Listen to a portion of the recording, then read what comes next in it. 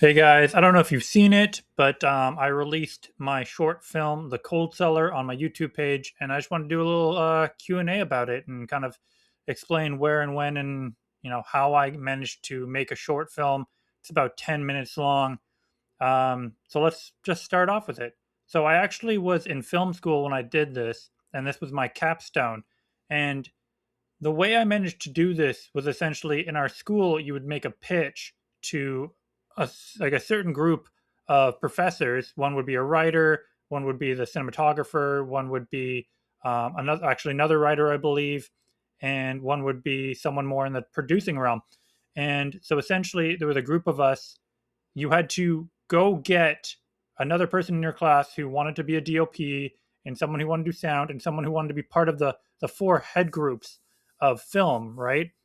And then you would sit down and you do a really quick pitch on why your film should be the one that they let go through. And when I mean let go through, I mean they would give you the equipment, they would give you the time, they would help review some things with you and just kind of adjust and go through it. And then you'd have your days to shoot where you could rent out from the school the equipment you're going to use. And in the pitch, you had to pretty much explain, like, here's the script, here's why I, as the writer director, which was me, think this is a good idea. The DOP had to explain, like, his capability, his vision, how he kind of saw the shots, and then we would kind of talk for, I think we had like 30 seconds to get through it. And so that's how I kind of got the ability to shoot this film. The film itself, I love horror. I can't say this is a horror. This is definitely more on a thriller side, just because there is no real gore, there is no creature, there is. To me, it just comes off more of a thriller. I'd love to make a horror. I'm working on one right now, which is almost done and ready to go. For Q&A purposes, let's explain like kind of how the shoot day went. So I had 2 days. They only gave you a max of 2 days, anyways, and one was shot here at the apartment I live in. It was based in the basement, and then the other day was shot at my friend's house, who he was nice enough to let me borrow the space and kind of be out for a nice 24 hours until he had to obviously come home. Now, we actually shot the basement scene first here, which was day one, and then we shot second day at his place. It is hard. Like, don't get me wrong, it's my favorite thing in the world to do. I enjoyed it so much. I think a director is the like if anyone's ever done hospitality or worked in the back of a kitchen, it's like that. It just feels like you have lines, you have shots, you have constant shit coming in, constant orders coming in, and you have to be the one to create and answer it.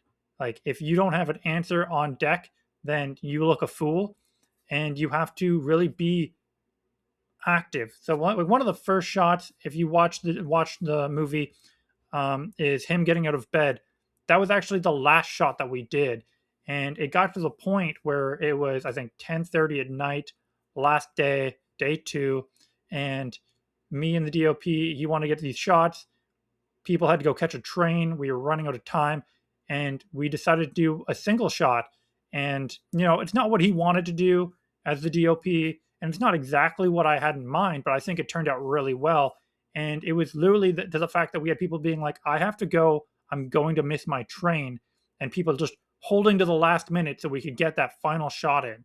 And it worked out so well in my mind, like afterwards, that I was like, that is the beauty of film, and how the pressure can create something so much better than you'd expect, because I really end up going around being like, that's probably our best shot, is that track. um so yeah, essentially what happened was they let us have that. We did our 2 days. It's such a blast. I had an incredible team. Everyone worked really well. Everyone wanted to be there. Was really inspired to be on the set. And as director, it was my first. I'm on my second, which is coming out, and I'm working on my third, which will have a link in the bio for the film, a link in the bio for a GoFundMe for my third. And once the next one goes through festivals, then it'll be probably coming onto my channel as well, and I'll do a Q&A on that. But I've noticed, especially in the creative field and in the indie world, I personally really love to give everyone who's there who has a voice to be creative, and I mean that in like a certain standpoints. Obviously, like the Grip and Gaff didn't have much to say. If they did, I'm obviously there to listen. But I did listen to my DOPs. I did listen to my AD to how can we get things going faster? What's a better view? And it was just such a lovely collaboration. I did it with the second one that's coming out. Hopefully, festivals this summer. It will be festivals this summer, but hopefully it'll come out after that on the YouTube, and you guys will check it out. But it's so nice to be able to talk to people and be like, "What do you think?" Or like, "You saw that," and let people speak and have their open creativity, which I think gets lost a lot in Hollywood and in higher budgets. Now, in higher budgets, obviously I want people to do that, but hopefully one day I'll have a higher budget and I'll have the same crew that I did my last film with. And that's what it's all about: crewing down, finding the people you like working with, and going, I know who you are, I know what you do. You have a hint, or you have like a scenario you want to speak to me? Tell me. Unless we're in like a dead ass rush, like we're about to run out of it, I'm happy to listen to it. Now, back to the Q&A scenario. You might ask, how much did it cost? It probably was about 2 to 3 grand. If we brought in the equipment and the actually having to pay people, because everyone had to do this for their capstone, so they essentially got to work for free, but it was part of their grade. So I think that's a pretty cool scenario that the school did. It probably would have been around 8. Like, it's insane how expensive things cost. My next one, which is 3 minutes compared to my 10, it cost me about 15 myself just for food. And then everyone I happened to be working with were people that I knew from school because I reached out online, and they were the ones who actually jumped onto that group project and said, I have gear, I have this, I'll swing over. And I think we had to do 2 rentals for the first AC, and it just, or the first AD, sorry, and it worked out really well. It's looking beautiful. Without a budget, though, I think the hardest part on the next one, because in film school you had editors too. They were part of you had capstone. They had to be to do something. The outside of school where I had to do it myself or figure it out myself. A lot of it is the time for post when you're not paying people and people volunteer that you might not even know, which is incredible. First of all, like thank God that people are willing to do this.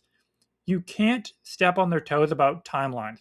They'll ask a timeline. They'll be like, when would you like it done? When about there? And you can't really just go, oh, actually, I want it for this date. Because these are people living regular lives, doing paid jobs, probably have a full time job, working on this as side projects to try to get into their field. And you're not going to want to step on a toe for someone who's helping you out so much. So that's like a kind of a recommendation, but also like a 2 cents as a Q&A. Through this film, the actors, we did do casting calls for, brought them to the school. One of them happened to be a student who was doing very well. He just did a movie called Box Cutter, and he's just shining. And then one of the girls, the girl who was the other main character, was actually through the union. She really liked the story. She was interested in it, and she just wanted to be part of something small and different. And like, God, all I can do is thank people for these kind of activities that they're willing to do for nothing, to work on a craft themselves, to be part of a craft, to be part of someone else's journey. But she was, above and beyond. She's been in tons of shorts, tons of shows. She was telling me while we were talking, I can't say what show, but that she had just missed out on like a heavy HBO show. But she was like second in line, and I'm sad that she didn't get it. And she was also doing, I think, a voice acting role. So what happened was they came in. We had maybe 15, and I needed a guy and a girl, and we would kind of jump around playing roles with them. Where I'd say, "Okay, we're gonna do your car crashed, or you got a broken tire. You two are dealing it out. You're in a bad mood. You're trying to cheer stuff up, and then see how the chemistry kind of bounce back and forth. And then you just switch roles. You're the happy one. You're the sad one, or but you guys are deeply in love, and like you just see them kind of go back and forth into this scenarios, and that's how we kind of jump back and forth between um, the guy and girl scenario, especially knowing like how the characters actually are in the movie you're doing. So it was really cool to kind of have this secondary um, punch, let's say, to how they're gonna react when I put them in this next scenario, which is actually the film. And then so we found her. She was decided. He was decided. And then I went and had a sit down separately with them both. I had coffees with her. I met him at school, and we just, you know, talked, got to know them, understood what they're looking for, understanding if they like the role, what the role means to them, and stuff like that. And it was just such a beautiful experience as the writer director of the show, or sorry, of this movie, to really involve myself in these scenarios.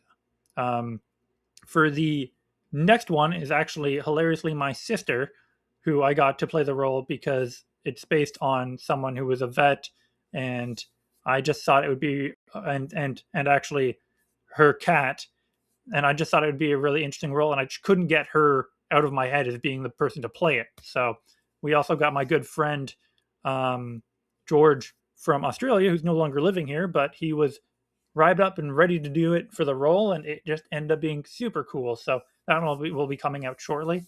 Um, Go check it out. It'll be in the link below.